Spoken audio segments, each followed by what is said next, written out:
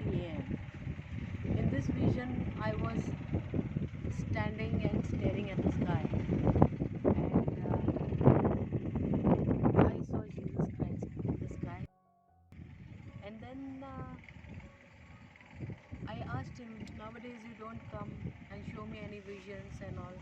So he smiled and he told me, okay, come here. So I said, I was just wondering how to come to go to him. I was around 10 years old that time. So he sent me a cloud. And I sat on the cloud. The cloud was ice cold, freezing the cloud was. And then he took me to the throne. So I asked him, can you show me something else today? Because nobody is there in the throne room. So he said, fine, I'll show you. And then he took me to a place where there were huge wooden doors, very huge, and they were around brown in color. So I was just wondering what kind of doors are they.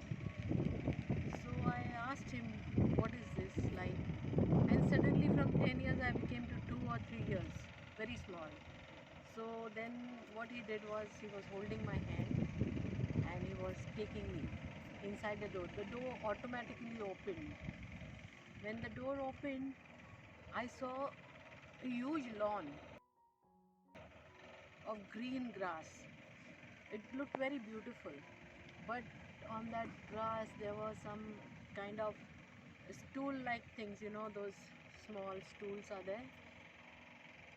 They were like milestones, you know, grey in color. And on that people were sitting, and there was a path in between. Both sides there were lawn and those milestones, and in between we were walking, me and Jesus Christ. So all the people turned their head to look at us, but he didn't say anything. So we walked further, and he took me to the middle of that entire thing, you know, the lawn. And in between that lawn there was something, a kind of